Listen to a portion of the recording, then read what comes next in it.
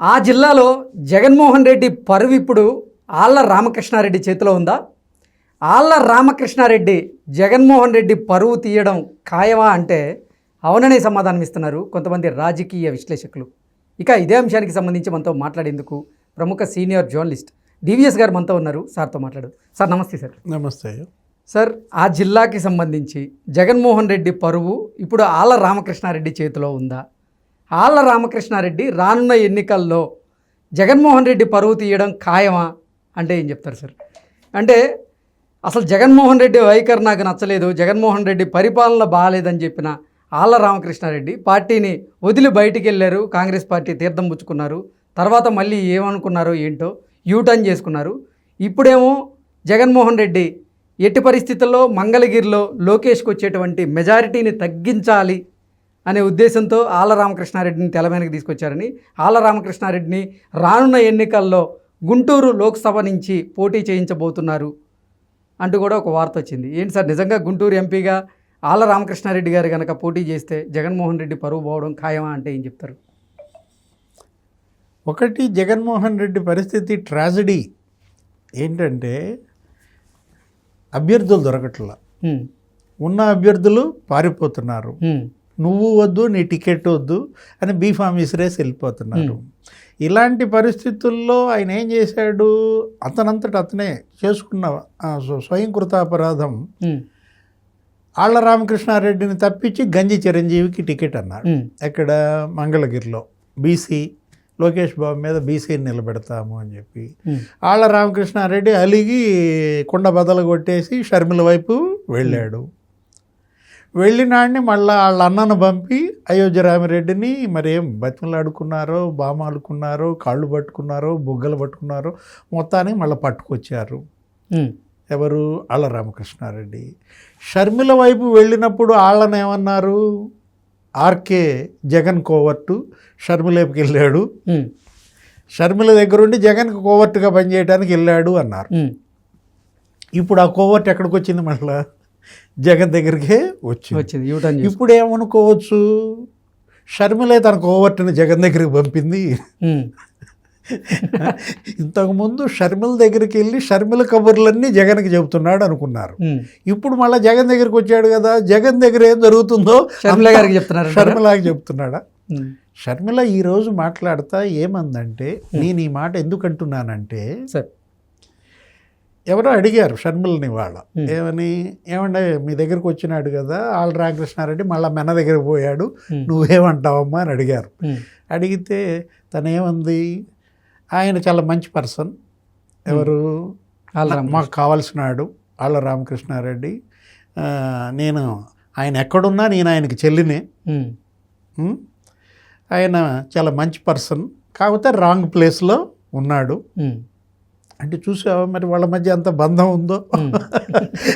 ఇవన్నీ ఒకే తాను గుడ్డలు సార్. ఇవన్నీ చూస్తేనే అసలు ఇది పొలిటికల్ డ్రామానా లేదా అసలు ఈ విభేదాలు నిజమేనా అనేది కూడా ఒక్కొక్కసారి అంటే అదే ఒక ప్రశ్నార్థకంగా మారింది సార్. అదే ఒకే తానులో గుడ్డలు అని చెబుతున్నా కదా.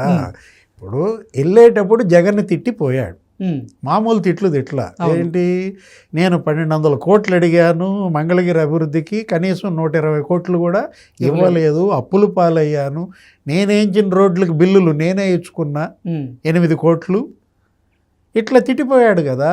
ఏమని 3 రాజధానుల కేసు కూడా అతనే వేయించాడు, నేను అసలు అమరావతి కట్టుబడినాడిని, ఇలా మాట్లాడినట్టు ఆళ్ల రామకృష్ణారెడ్డి మరి అవి సెటిల్ అయిపోయినాయా?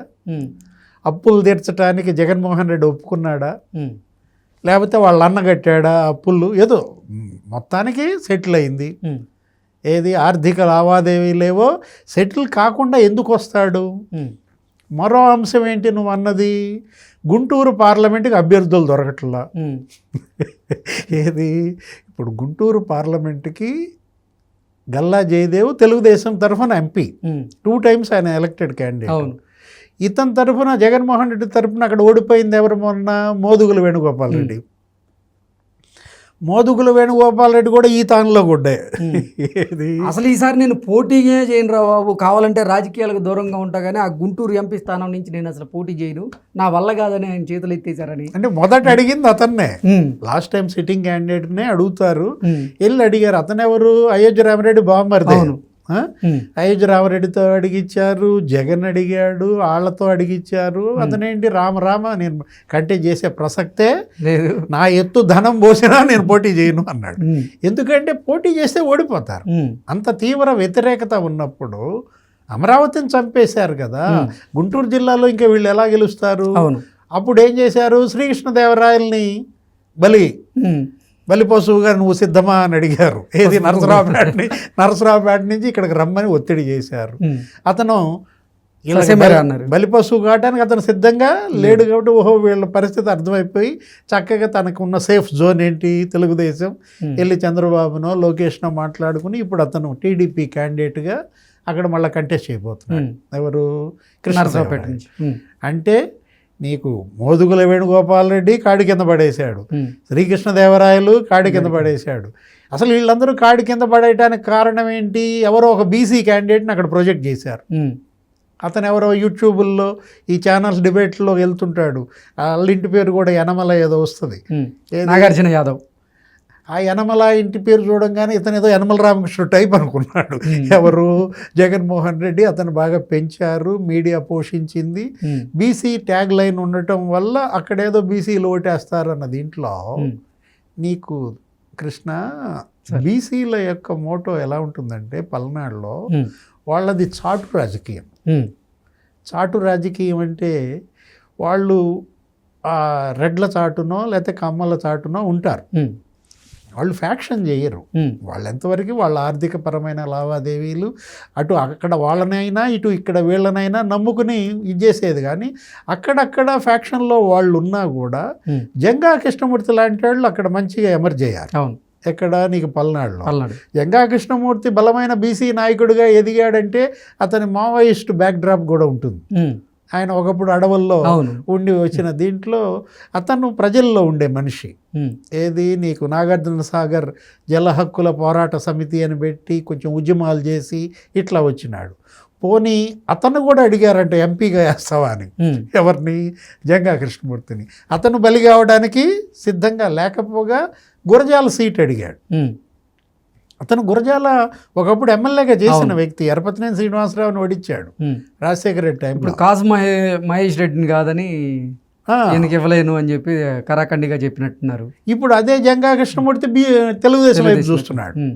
ఏది? పార్థసారథి యాదవ్, జంగా కృష్ణమూర్తి యాదవ్, అక్కడ విశాఖలో corporator contested candidate Vamsikrishna Yadav, మొత్తం యాదవులంతా కూడా ఇవాళ జగన్మోహన్ రెడ్డికి వ్యతిరేకంగా ఇతనికి యూజ్ అండ్ త్రో ఆ పాలసీ మీద ధ్వజం ఎత్తుతున్నారు.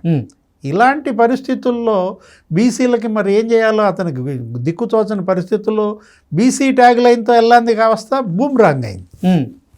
ఇప్పుడు క్యాండిడేట్ ఎవరు? గుంటూరు ఎంపీకి అని అడిగాడు అయోధ్య రామిరెడ్డిని. అయోధ్య రామిరెడ్డి దిక్కులు చూశాడు, నన్నేం చేయమంటారు, నేను కంటెస్ట్ చేయను అన్నాడు. ఆయన ఏంటి? రాజ్యసభ. అతను సిద్ధంగా లేడు సాక్రిఫైస్ కావటానికి. అట్లయితే మరి మీ తమ్ముడు ఆళ్ళను పట్టుకురమ్మనో ఏదో చెప్పేసరికి ఆళ్ళ రామకృష్ణారెడ్డిని ప్రొడ్యూస్ చేశారు. ఎక్కడ?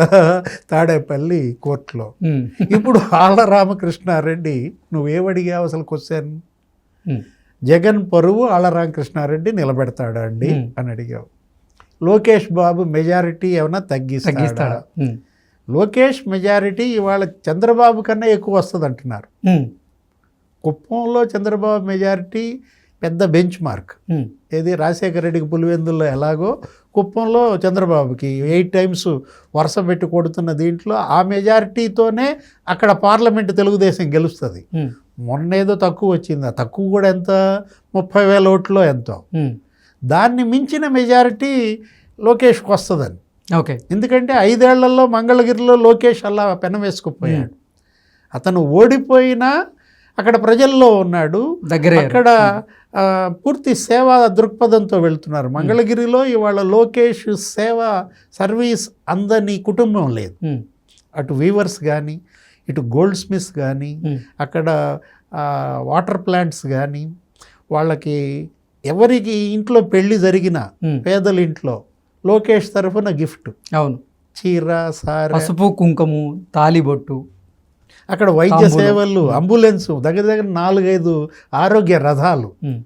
ఇలా మంగళగిరిని అంతగా అతను నర్చరింగ్ అంటే బిడ్డగా సాగుతున్న దీంట్లో అతని మెజారిటీ చంద్రబాబు కన్నా ఎక్కువ రావాలి. తండ్రి కొడుకులు ఒక రకంగా పోటీ పడుకున్నారు ఇంట్లో, మెజారిటీ, మీ మెజారిటీ ఎక్కువ, నా మెజారిటీ ఎక్కువ అన్న దీంట్లో లోకేష్ మెజారిటీ మంగళగిరిలో తగ్గించడానికే ఆళ్ళని తీసుకొచ్చారా మళ్ళా ఆళ్ళ రామకృష్ణారెడ్డిని అడుగుతున్నారు.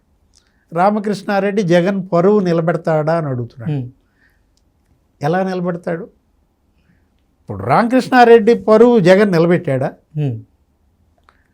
నా పరువు నువ్వు నిలబెడితే నీ పరువు నేను నిలబెడతా. నా గొంతు కోసి నా టికెట్ గంజి చిరంజీవికి ఇచ్చావే, ఇప్పుడు నీ గొంతు కోయడానికే ఆళ్ళ రామకృష్ణారెడ్డి అక్కడికి వచ్చాడు. ఓకే, షర్మిల కోవర్ట్ అంది అందుకే. ఓకే, ఇప్పుడు రామకృష్ణారెడ్డి ఎవరు కోవర్ట్ అంటావు నువ్వు చెప్పు? జగన్ కోవర్టా, షర్మిల కోవర్టా? ఓకే సార్, అసలు ఇదంతా కాకుండా లోకేష్ కోవర్ట్ అంటావా? మొత్తానికి అక్కడ కోవర్ట్ ఆపరేషన్ జరుగుతున్నమాట వాస్తవం. జగన్మోహన్ రెడ్డి పుట్టె మునగటం వాస్తవం. Okay sir, thank you so much. నమస్తే.